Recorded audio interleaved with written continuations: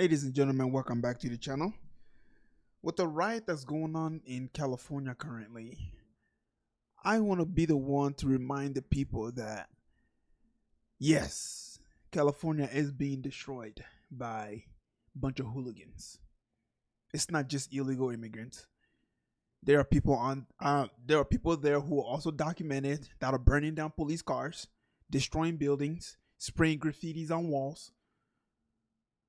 But with that being said, I'm a person who, when I have an objective, when I'm focused on something, I like to stay focused on that. Fuck everything else because it becomes a distraction. And so, with that being said, I want to go ahead and react to a very, very interesting incident that happened. Very, very interesting incident that happened. Now, U.S.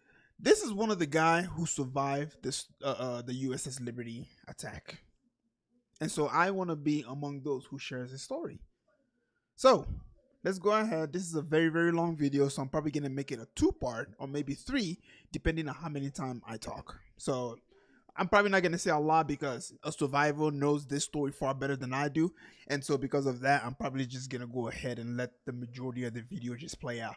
But again, I want you guys to remember, all of us, black, white, Mexican, Asian, you name it, we all have a common enemy. We do. We do.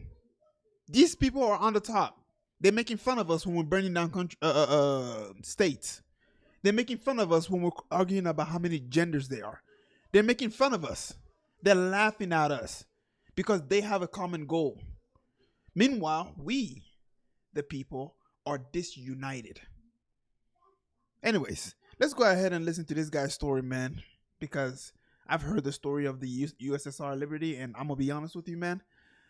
The fact that you call yourself a patriot, you call yourself somebody who love America, and you're not outraged about this incident, it's all I need to know that you're full of shit. USS Liberty is a story that's been covered up for far too long. You've never heard it because it was covered up.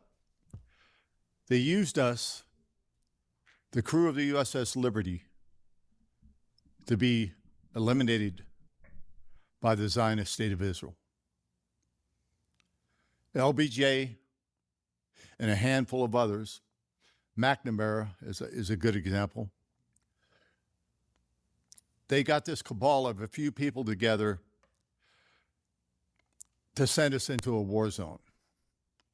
Our usual steaming was from Norfolk, Virginia into Africa. We go up and down the coast all the time.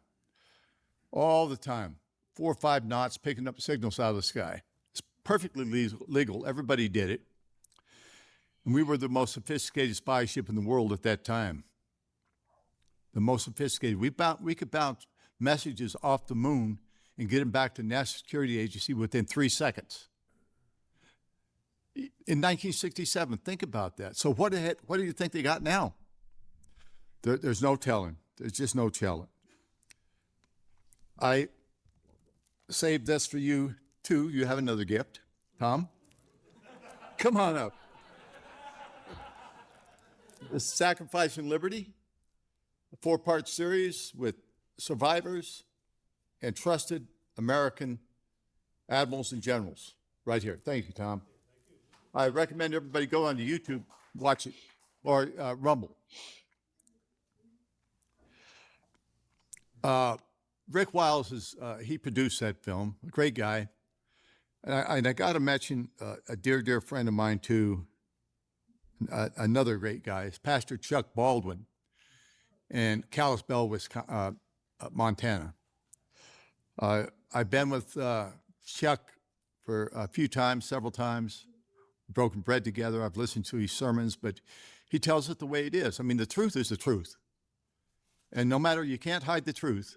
But I'm still here because of the gallant crew of the USS Liberty and our determination not to give up. We were ordered into the Mediterranean from Africa. We didn't know where we were headed. We had no idea. We didn't know the 6-Day War was going on. We stopped in Malta. rode to Spain and picked up 3 linguists and NSA CIA type guy. The linguists were all, 3 of them were Marines. 2 of them were blown to bits during the torpedo attack. One survived, Bryce Lockwood, and he had the full blast of torpedo coming at him too, but he survived, thank God. We got into the area on June the 7th, and the Israeli recon aircraft, Piper Cubs, whatever they had, DC-3, flying boxcar, if you've ever seen those, they would take pictures of our ship. They did this over and over on the 7th, over and over. They came so close to our ship, you could see the pilots, we'd wave at them and they'd wave back. And we were very, very happy to see the Star of David on those aircraft, because we asked for a destroyer escort from the United States Navy. And they said, you don't need an escort. You're a Navy ship, you have a flag on it. That's your protection, that flag. Don't you worry about nothing. Little did we know we just got set up. We just got set up. On June the 8th, the same thing happened over and over again. Now listen, on that ship, if you weren't working, you could be outside sunbathing. And here we are in the Mediterranean, beautiful, beautiful water. But you see the bombs going off. We were 12.5 miles off the Sinai. You can see the bombs bursting and the black, and he said, oh my God, I'm glad we're here and not over there. Little did you know, at 2 o'clock, the attack began.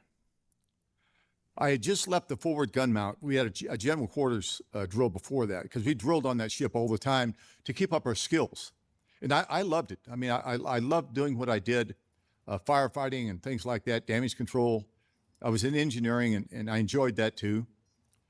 And at 2 o'clock,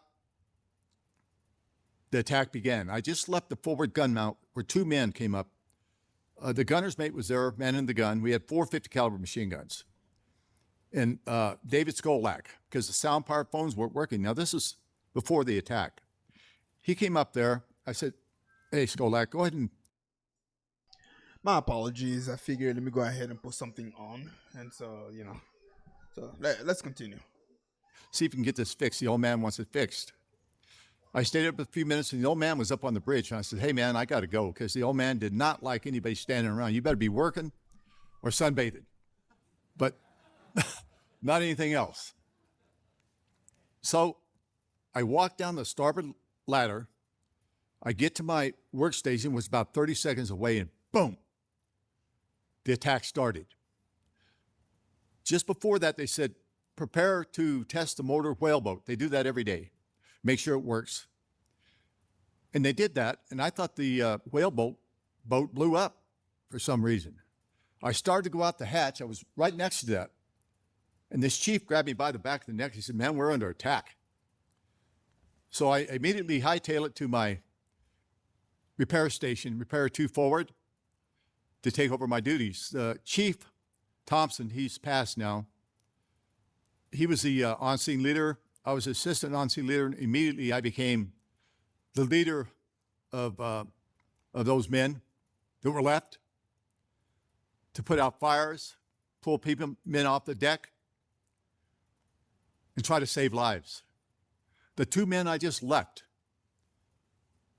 were made into mist with direct hits on that gun mount.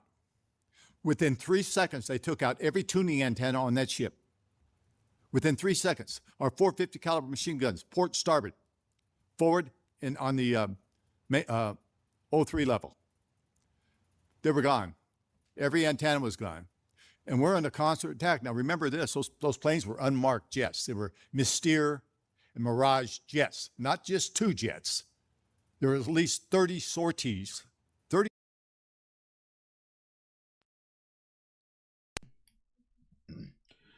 Ladies and gentlemen, if an army attacks you with an unmarked jet, that in of itself is a war crime. You're not allowed to do that. So not only did they attack the American troops, they did it in unmarked jets. Sorties within 25 minutes.